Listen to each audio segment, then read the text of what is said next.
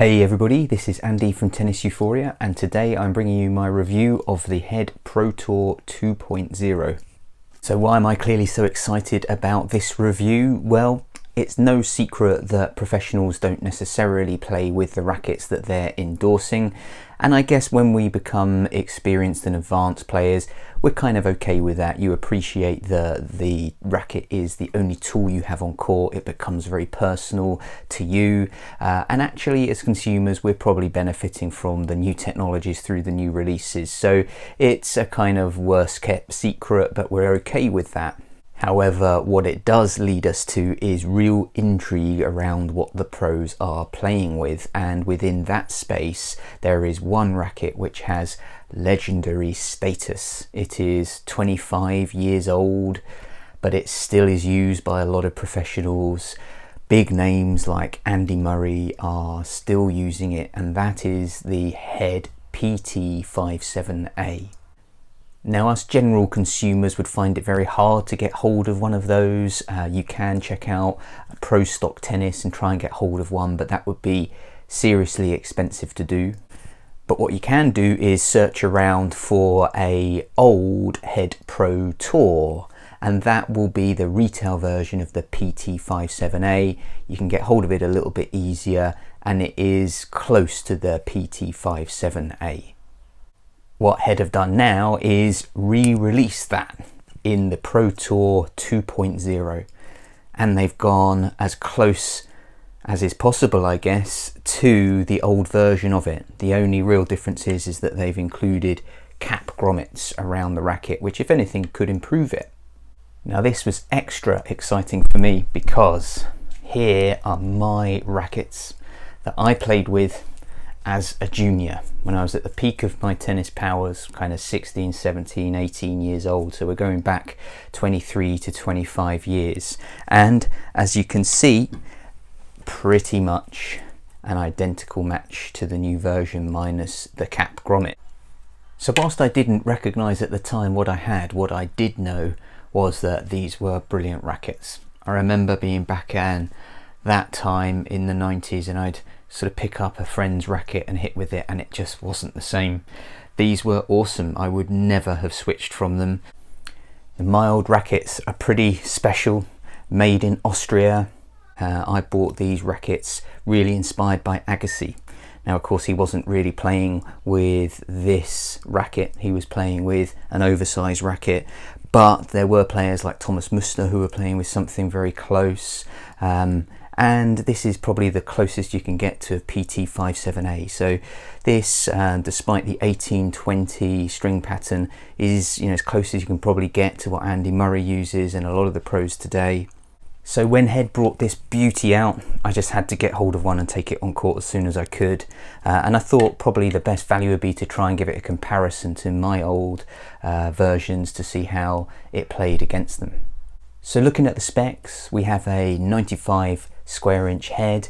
It's a 325 gram weight, 31.5 balance, 0.9 points headlight, 65 stiffness, which I found surprising. That's stiffer certainly than my old version, 1820 string pattern, and a swing weight at 335, which should be something that I can swing okay. I like a swing weight of around about 330, as you probably know from the channel.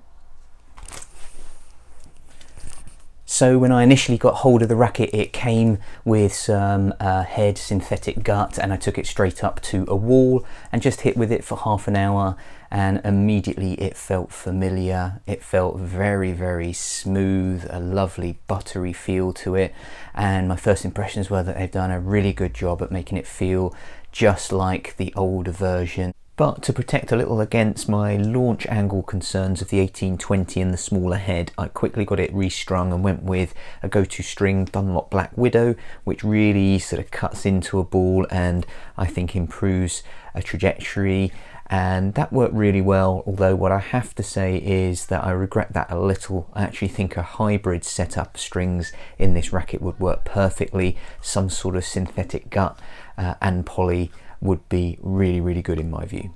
Then with first sort of casual hits from the baseline, I also had a really positive experience.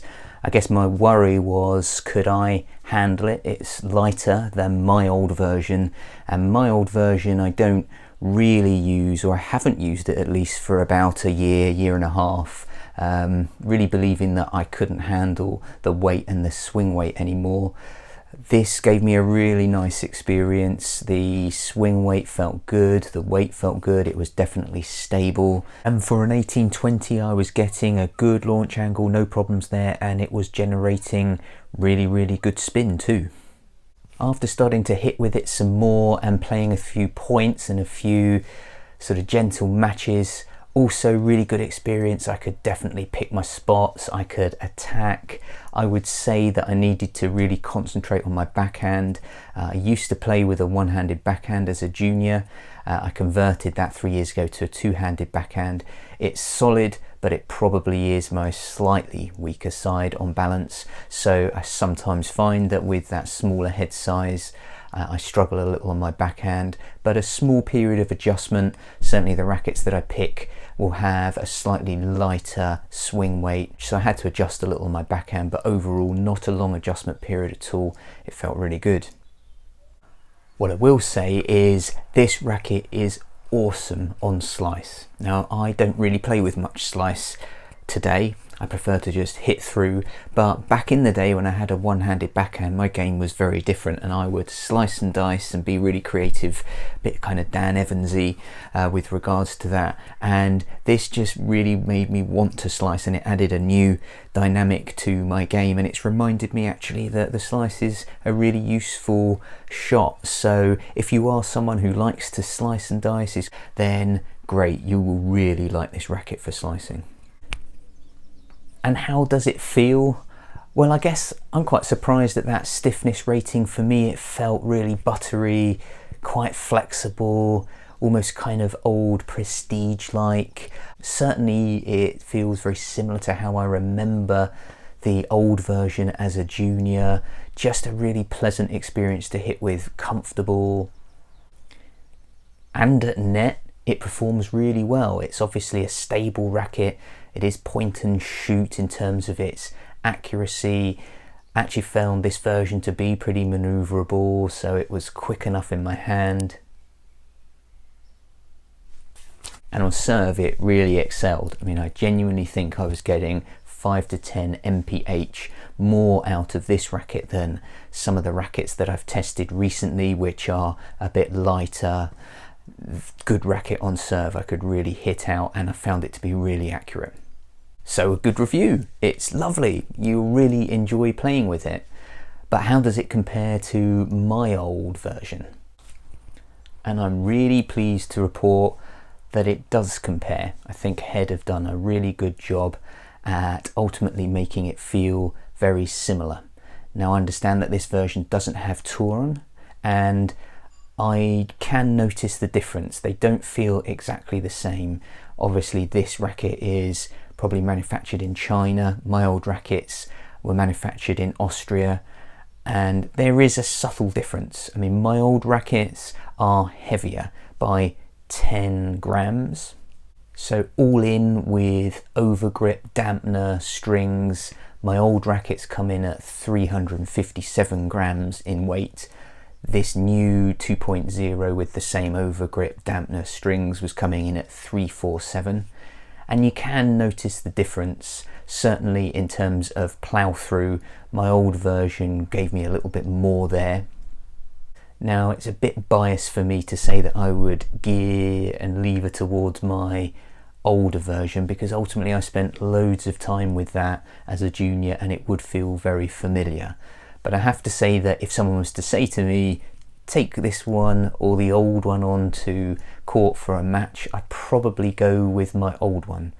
But I'm not discouraging you from having a look at the new one, because it is a very similar experience. In summary then, it doesn't disappoint. It's, I think, going to be really successful, so well done Head for bringing it out. And I definitely think it has a place in this market. We're seeing a return to flexible, dense string patterns, and there's some good rackets out there like the new Prestige MP. Doesn't feel like it's a million miles away from that. Also compares well with the Yonex V-Core Pro 97 HD. So it definitely has a place if you want to think about using it. It is quite heavy, so I guess it would also fall into the category of maybe heavy pro staff users. But I definitely think if I was perhaps playtesting the current Prestige Pro, then this is a really good alternative to it. It's more comfortable but has similar characteristics. And wouldn't it be great to get a 1619 version manufactured? Go on ahead, please do that, because that would be amazing to give us more of an insight to how Murrays might play. But if you're a collector, you're just intrigued, you're wanting to hit with something close to the PT57a, then you've got to go out and get one and hit with it. It's definitely worth having in your collection or in your bag. Hope you enjoyed this review. If you did, give it a like and subscribe to the channel for future videos. What an awesome release, so exciting. Hope this helped. Get out and get one.